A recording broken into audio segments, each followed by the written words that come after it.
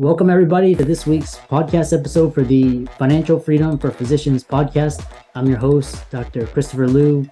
And as you know, I talked about 4 different types of freedom: time, financial, location, health freedom. And today it's going to be all about real estate with Jennings Smith. He's going to talk to us about the state of the market, his deals, and we'll go from there. So Jennings, welcome. Hey, thanks for having me, Chris. I appreciate it. Yeah, I know you have, doctors, real estate, very interesting. Tell us more about yourself, your company, how you got started. Yeah, I'm based out of South Carolina, and I was a contractor for many years, about 15 years. I was building custom houses and doing bathroom and kitchen renovations, that sort of thing.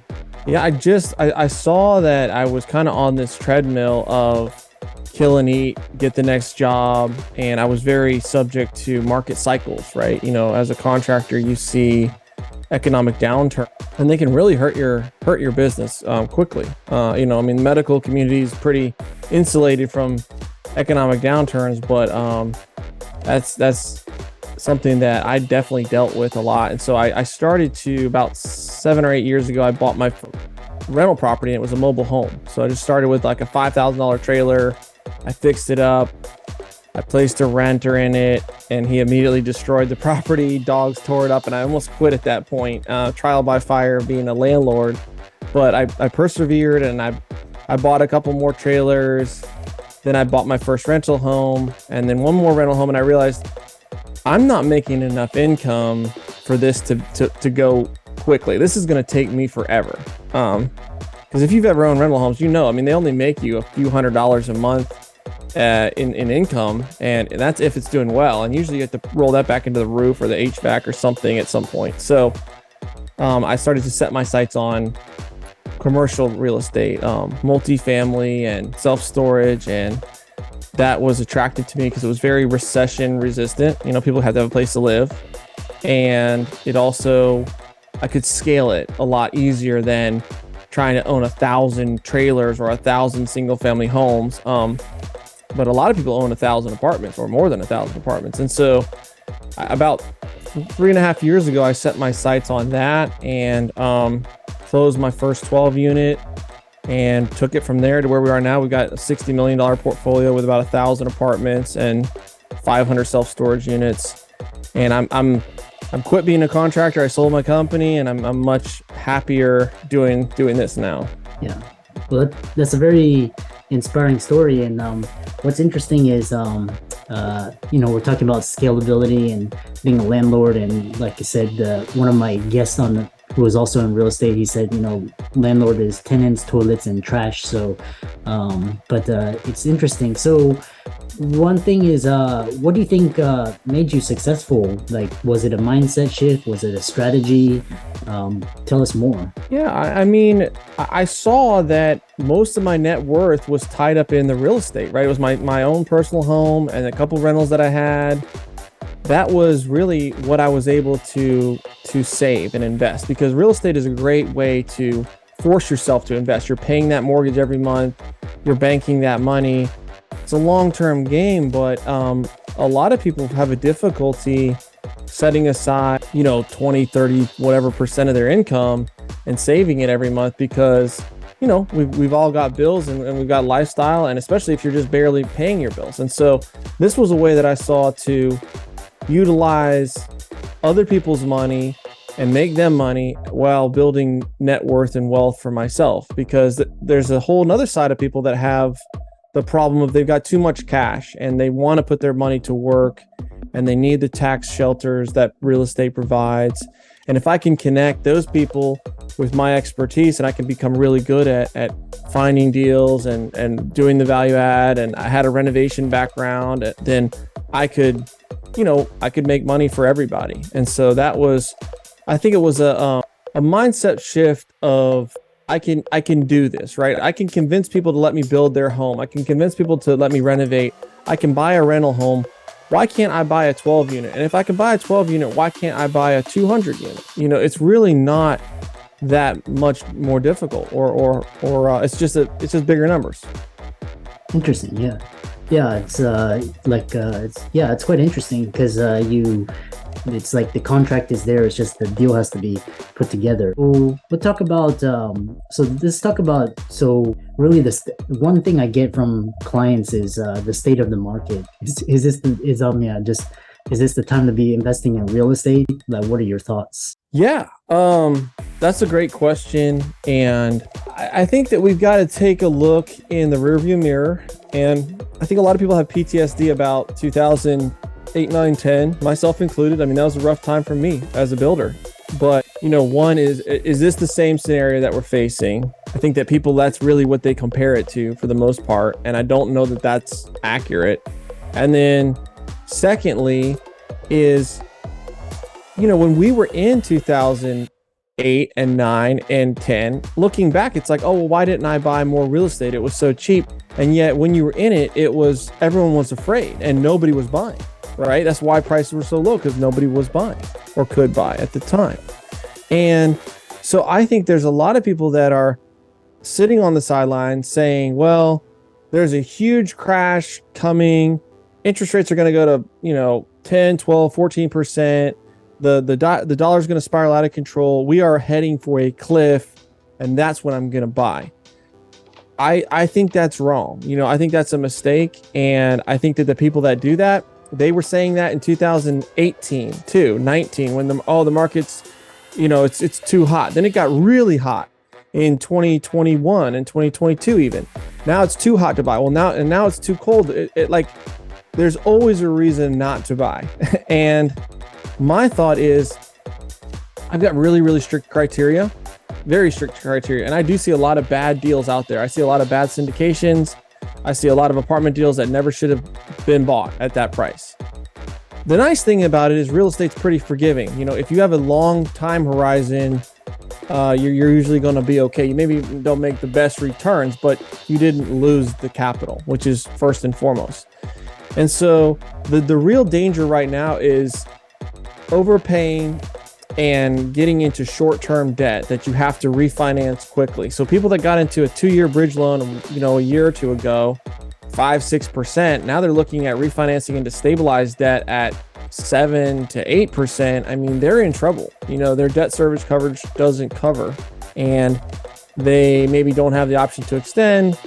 And I think there's going to be some of that where there'll be deals to be had because of those people that are in that scenario. But I think by and large, most commercial real estate investors are going to find a way to figure it out. They'll extend their loan. They're not going to sell super cheap. And we're looking at 97% of single family homeowners refinance their home in the last 3 years at 3%, 4%, at a 30-year fixed term. Like, why would they sell right now? Why would they jump into a 7%, 8% mortgage and sell unless they just had to, right? There's people that have to move, but by and large, I'm not going to do that. And in 2008, 9, and 10, they never could have qualified for the loan. They got given a loan they shouldn't have been given. They didn't put any money down. They thought the market was going to keep going up and they'd sell it in 6 months or a year and make a bucket of money or refinance again or whatever. And the tide went out. Now their payments are a fluctuating payment. The payment went through the roof. They never could afford it anyways. They don't have any equity. They walk. That's not the scenario that we're looking at today. Like, maybe you don't have much equity because the value went down, but you're in a 30-year, 3.5% fixed rate mortgage. You're not going to abandon your home and go try and find something that's a rental at a higher monthly rate. That makes no sense. So I don't think we're going to fall off the cliff. I think it's a time to be cautious, and I think it's time to buy stuff that fits your parameters with long-term fixed debt, and then refinance, right? Refinance it in 2-3 years when the rates come back down. Yeah, interesting. Yeah, it's all about risk, and then make sure your cash flows can service the debt. Who knows if we're in the top? I talk to so many people, they can't even understand what's going on, and just they've never seen this type of the market like this yeah. So tell us more about. I know you have what does your company do? Well, yeah, let me give you an example. I mean, we just bought a deal 2 weeks ago, and we just closed, or maybe 3 weeks ago on Monday, and it was a 34 unit, and we got it for $1.2 million, 5% interest, seller financed, 70% leverage, 30% down, 6-year fixed term, new roofs, new parking lots, 100% full, and like $200 under market rents at, $45,000 a door. And I can rent those for $750 a month. There's no way that I'm not buying that because, oh, well, the economy's not good, right? That makes no sense. It fits my boxes, all of them in droves. And I'm going to close that deal and continue to build my portfolio. I bought another self-storage deal, 300 units for $1.5 million in spring of 2021, because it's a home run deal. Now, will I have trouble refinancing it? Yeah, probably so, but I've still made that thing worth $2.8 million. So if I need to sell it, or if I need to refinance it at lower leverage, I'm still going to be fine. And if you just keep picking those diamonds in the rough, then you're going to be super glad because imagine, just take yourself out into the future. Imagine this fall, winter 2023, when the Fed starts to lower rates, right? And they start to say, oh, well, we got a handle on inflation, and the stock market's going crazy, and the crypto markets are going crazy, and the rates are falling, and real estate prices are back. Like, you are going to look pretty brilliant if you've stayed the course and hung on through this. Yeah, it's quite interesting. Yeah. So it's quite, really, it's all about timing and getting in when the opportunity during bear markets. I know a lot of people are interested in following you. I know you're on social media. You have a YouTube channel. And how can they follow you? I know you've been on some other guests as well. So let us know how they can follow you. Yeah, my main value add, my podcast is pretty much mindset based on helping people that are, maybe they're stuck doing something that they don't love. They want to pursue a passion. They want to generate more passive income or spend more time with their family, etc. And that's kind of what that's based around. It's not just real estate and multi-family, but I also teach people who want to do this as a living, right? They've got a couple rental homes, maybe they're flipping houses and they're tired of that transactional stuff. And they want to know, how do I buy an 18 unit? How do I buy a 30 unit? I don't have millions of dollars. I can't qualify for these loans. How do you plug into that network where you can find the deals and get somebody to help you qualify for the loan and connect with investors that are going to partner with you for the down payment?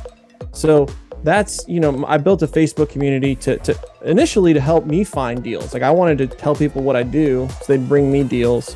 And that's kind of grown into helping people do this as a living because I'm passionate, because it changed my life. I went from, barely scraping by, barely making six figures to and I got 4 kids and a wife, that $100,000 doesn't go too far to, completely turning things around. And I want to share that, show people how we did that. Yeah. And I know you're at Live Oak Rental Properties, and for all the listeners out there, Jennings resources will be in the links and show notes. And it looks like he's built a gauge following of over 58,000 across all platforms. His podcast gets over 2,000 downloads a week. Be sure to check those out. And so Jennings, it was a really fascinating discussion, some really interesting insights, and, we'll be sure to direct the listeners over to your resources. So thanks so much. And it's great to have you on the show. Awesome. Thank you, Chris.